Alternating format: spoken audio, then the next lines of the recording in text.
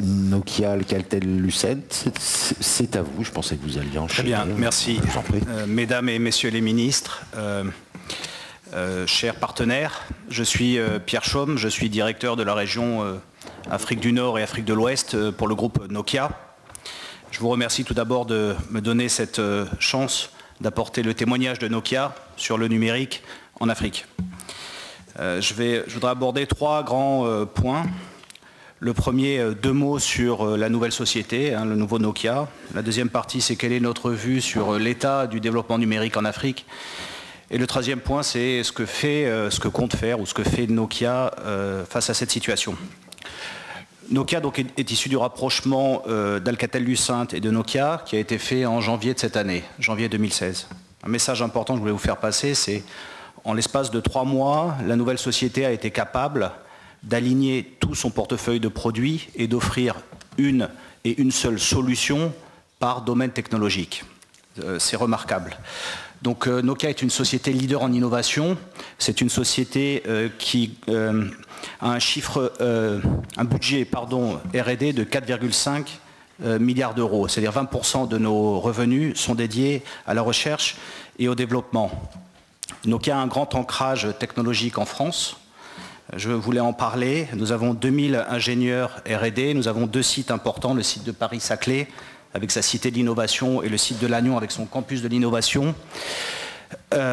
Et des technologies de pointe telles que la 5e génération, la cybersécurité, les applications, les analyses, les transmissions par faisceau et l'Internet des objets, donc les objets connectés, sont basés en France. Les laboratoires Bell France travaillent sur ces technologies que je viens de nommer. Et les laboratoires Bell, nous sommes fiers, sont nos laboratoires de recherche et développement. On dispose de 8 prix Nobel de physique et de chimie, le dernier étant un prix Nobel de chimie obtenu en 2014.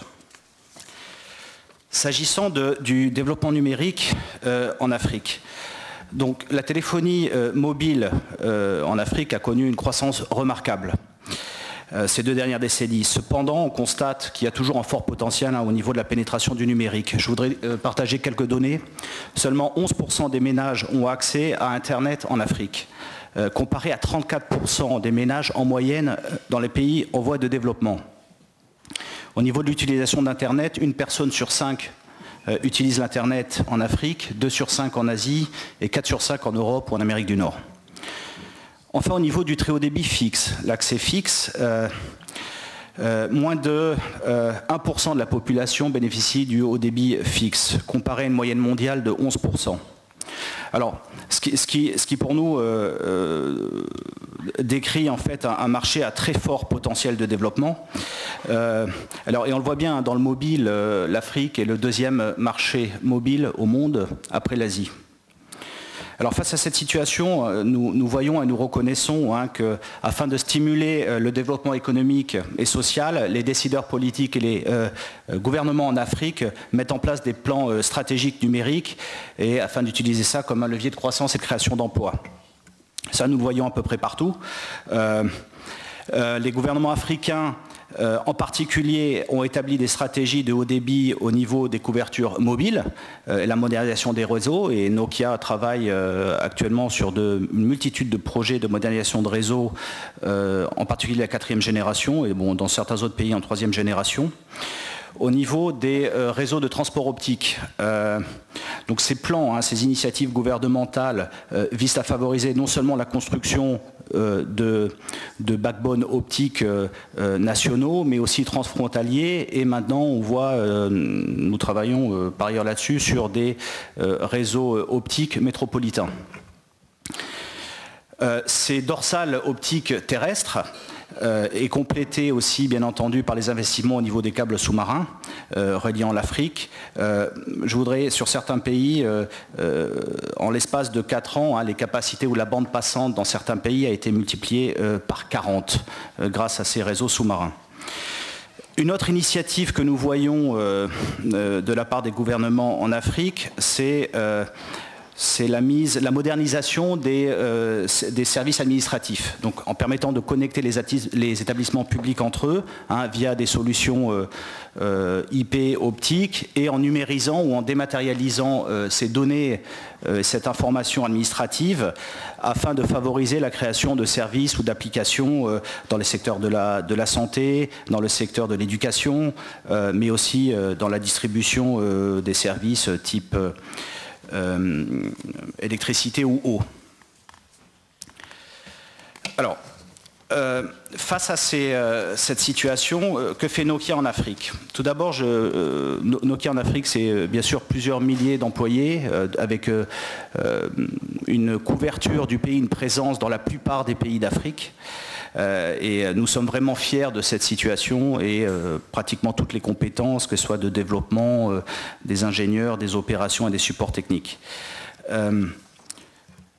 Je voudrais vous parler de quelques succès que Nokia a connus en Afrique. Je peux vous parler de 2 câbles sous-marins, le câble ACE, Africa Coast to Europe, qui est un câble sous-marin de 17 000 km, qui relie le Cap à la France et qui dessert et connecte une vingtaine de pays. Ce câble a permis d'apporter l'Internet haut débit à 5 ou 6 pays qui n'en bénéficiaient pas.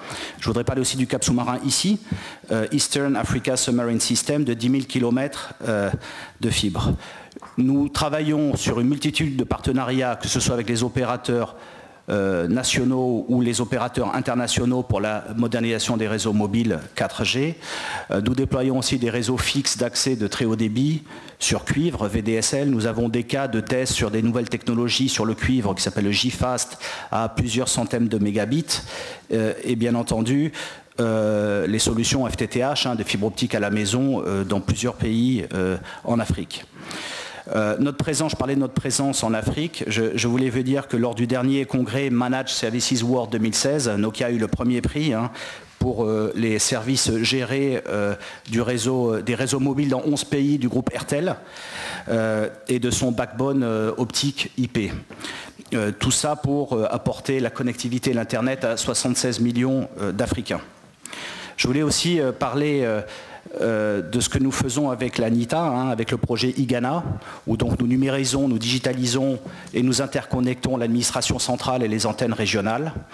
Je voudrais particulièrement insister sur ce point comme outil de développement en Afrique. Nous travaillons avec plusieurs gouvernements à l'heure actuelle sur des projets J-Cloud. Qu'est-ce que c'est? C'est les clouds gouvernementaux. Donc, en fait, au niveau d'un pays, nous installons un certain nombre de centres de données, de data centers, que nous connectons, que nous mettons une connectivité optique IP entre ces data centers. Nous aidons à la numérisation et à la dématérialisation de l'information.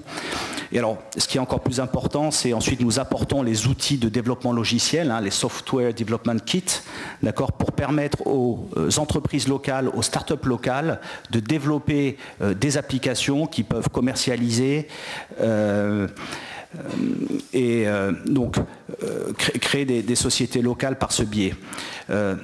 Bien sûr, à l'avenir, ça aura un impact encore plus important dès qu'on fera référence aux villes connectées, aux smart cities, une fois que ces data centers et cette information dématérialisée sera disponible. Enfin, 2 derniers points. Au niveau de la 4e génération, la LTE, nous avons créé une alliance pour les communications de mission critiques, d'accord, donc qui inclut des sociétés de secours d'urgence, des opérateurs et bien sûr nous-mêmes, Nokia, afin de promouvoir la technologie LTE pour les réseaux tactiques de communication et de transfert de données quand il y a une situation de crise ou une catastrophe ou un événement de ce genre. Finalement, ce que je peux vous dire aussi, c'est qu'avec un certain nombre de pays, et je suis moi-même directement impliqué là-dessus, nous commençons à faire des programmes ou des groupes de travail liés aux objets connectés, à l'Internet des objets connectés. Je voulais juste vous dire que d'ici 2020, dans le monde, on aura 20 milliards d'objets connectés, donc Nokia travaille beaucoup là-dessus. On a une solution qui s'appelle Impact, donc qui regroupe à peu près toutes les solutions ou compétences autour de la gestion des objets connectés. Et dès maintenant en Afrique, nous commençons ces discussions, ces anticipations avec nos partenaires opérateurs. Merci beaucoup.